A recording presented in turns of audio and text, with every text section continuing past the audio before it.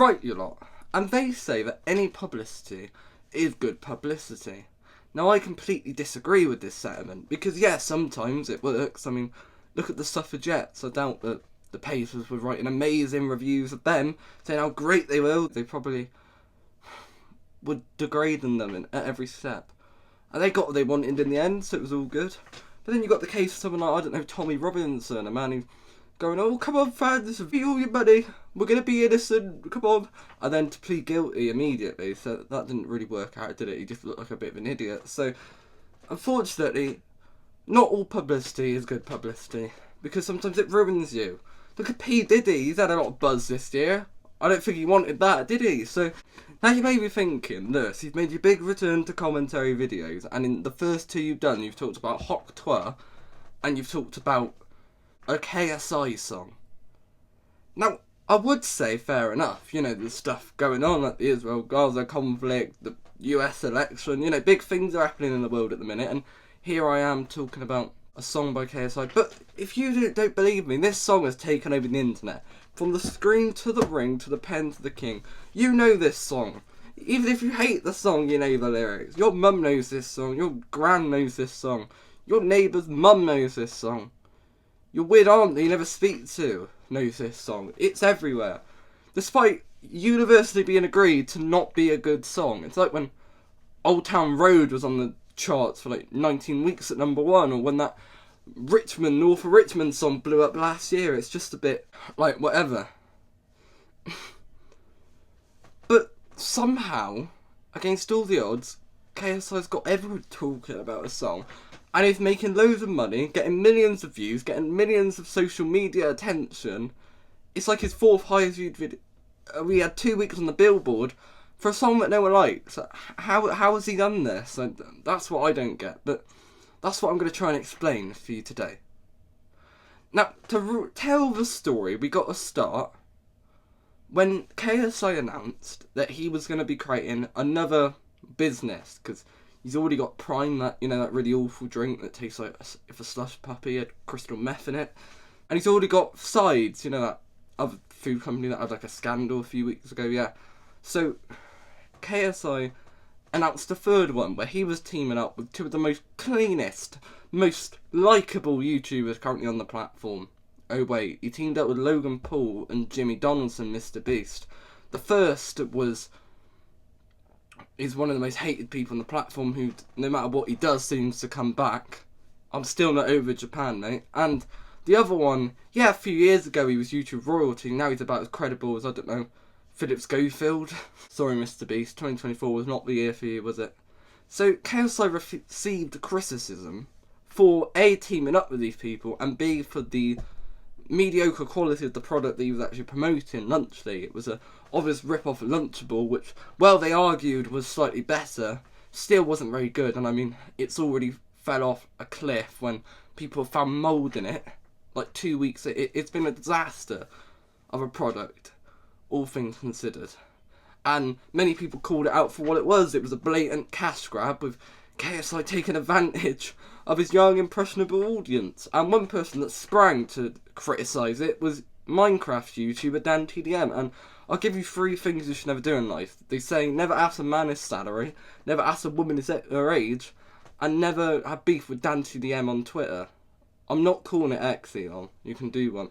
I think KSI learnt that the hard way when he gave quite, frankly, an immature response to DanTDM's criticism, where DanTDM basically criticised him for sending stuff for the sake of it to kids, and KSI was just going, but you sold toys to kids, you're just as bad. 7 years ago on your 3rd channel, you made a video promoting a snack company. Like, he was fishing.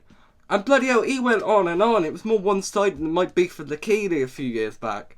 He made post after post mocking him, and he could not let it go. And at the time, people just thought KSI was just so salty over nothing. But in hindsight, he did this on purpose.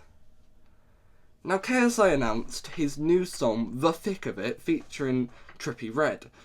Now, not many people were excited for this song, because A, who rates Trippie Redd in 2024 after Genre Sad Boy, and B, No one really liked KSI at that moment because of the Lunchley controversy and a few other things that he did. To hate on this song, people were ready to jump on the song, and whether the song was good, it could have been the next Bohemian Rhapsody, it was always going to get this reaction. Spoiler, it wasn't the next Bohemian Rhapsody, I'll put that clear. And the song was released, and millions of people clicked on the song to hate it, to dislike it, to write hilarious comments. And you've got to read the comment section of that song because they're truly comical. Everyone and their nan hated this song. But it kept appearing in TikToks. People kept mocking it. It was a subject of ridicule, especially one specific section of the song, the famous "From the screen to the ring to the pen to the king" bit. From the screen to the ring to the pen to the king. Where's my crown? That's my bling. Always drama when I ring. See, I believe that if I see it in my heart, smash through the ceiling, cause I... Which was memed for obvious reasons, and people got carried away with this song. And it's to the point where the song is everywhere, because it became such subject of ridicule and torment that it actually grew to some popularity, and people kept playing it to hate it, and it drove its streams up to the point it actually spent 2 weeks on Billboard, which is mental. The only other KSI song that ever got on Billboard was the one where you had to drag in Lil Wayne as a feature. Song, the success that it had was mental. Now, what is my honest opinion of The Thick of It by KSI? It's a very hard song to take seriously, to be honest. I can't hear it without laughing. Whenever I hear it in public, I've got to smirk because it's the thick of it. Come on, man. It's not the worst song, is it? Like, obviously, the only reason people hated it as much as it did and gave it all this attention was because they were annoyed at KSI for the Lunchley drama. They didn't actually care about the thick of it as a song. It's fine. Like, it's not a good song. It's not the worst song I've ever heard. It's just whatever. You know, the lyrics probably took him about 5 minutes to come up with. You can tell KSI wrote it, that's for certain. And it's whatever, but I think he knew that the song was not very good, so he had to come up with a reason for people to stream it, and it's a genius marketing strategy, because it turned out that he was never really that angry at Dan TDM, at least probably in hindsight he claims that, because it looks good on him now.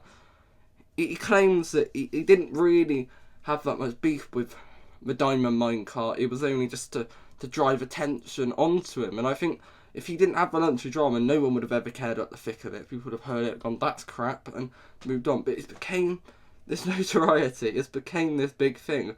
He did a remix as well. That was even worse.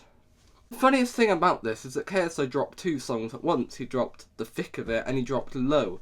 Low is a significantly better song and is actually semi-decent and actually has quite some mass relatability to it. A song that was a lot better than The Thick of It, and I don't know why he didn't promote that one instead.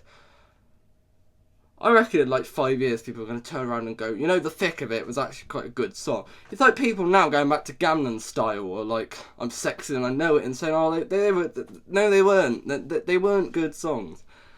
They're just nostalgic. They were terrible, trust me. You had to wear them in every shopping mall. Bloody hell. So yeah, that is how KSI took one tweet from a Minecraft YouTuber and got a Billboard charting song out of it.